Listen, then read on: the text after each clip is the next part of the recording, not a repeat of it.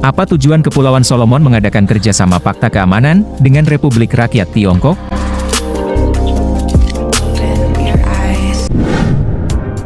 Kepulauan Solomon adalah sebuah negara mungil di tengah Pasifik, yang tidak memiliki nilai ekonomi, ataupun nilai strategis militer yang tinggi.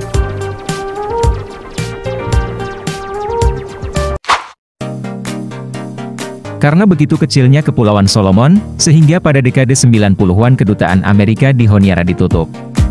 Sedangkan Australia hanya membuka kantor Australian High Commission di Honiara, yang tentu ini bukan sebuah kedutaan.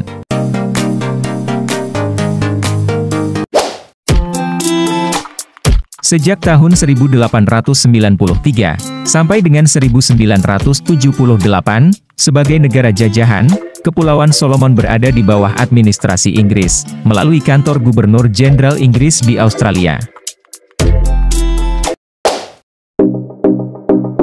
Sekalipun Kepulauan Solomon meraih kemerdekaannya pada tanggal 7 Juli 1978, namun dengan jumlah penduduk sebesar 686.878 jiwa, akan tetapi tingkat kemiskinannya sampai 84,5%. Itu artinya 84,5% penduduk hidup di bawah $5,5 atau jika dirupiahkan 82.500 per hari.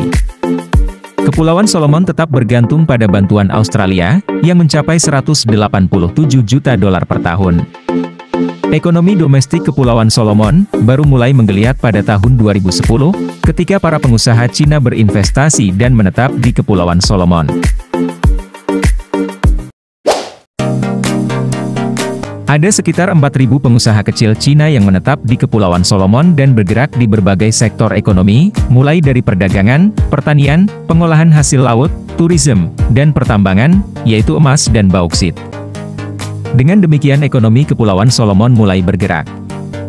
Turis mulai berdatangan, perusahaan-perusahaan membuka lapangan kerja, rakyat mulai menerima gaji, sehingga ekonomi bergerak karena konsumsi meningkat. Perusahaan tambang beroperasi, serta ekspor-impor terus meningkat. Sebagai contoh, berdasarkan data ekspor Kepulauan Solomon tahun 2020, untuk fish atau ikan ke Cina mencapai $316 juta.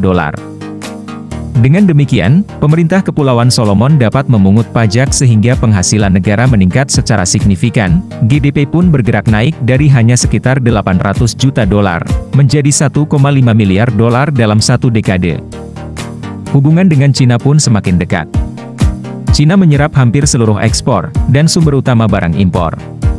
Kemudian pada tahun 2019, Parlemen Solomon memutuskan membuka hubungan diplomatik dengan Beijing.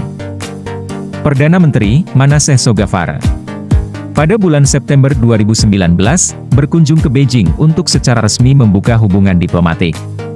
Sebagai balasan, Perdana Menteri Cina datang berkunjung dengan oleh-oleh bantuan pembangunan infrastruktur senilai $730 juta untuk pembangunan jalan, pelabuhan, bandara, pembangkit listrik, dan lain-lain. Dengan demikian, Kepulauan Solomon yang semula memiliki hubungan diplomatik dengan Taiwan, kini beralih ke Beijing.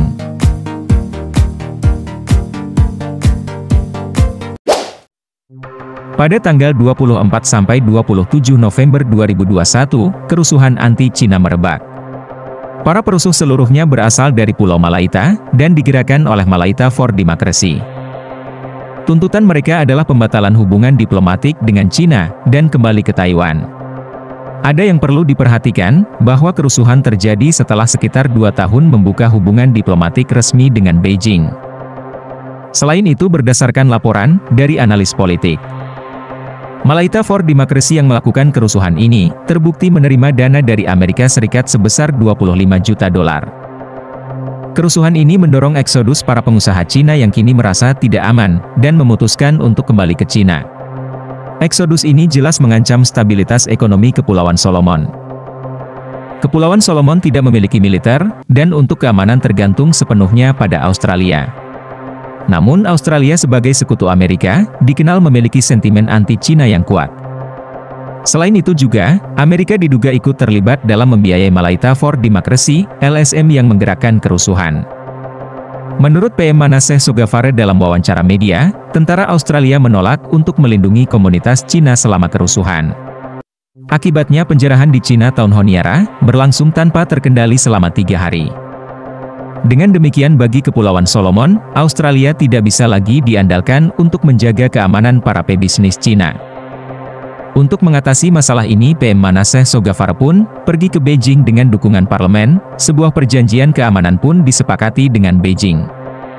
Dengan payung kesepakatan kerjasama keamanan tersebut, pemerintah Solomon dapat meminta bantuan militer Cina untuk pemulihan keamanan. Sedangkan bagi Beijing, perjanjian ini adalah sarana untuk melindungi warganya.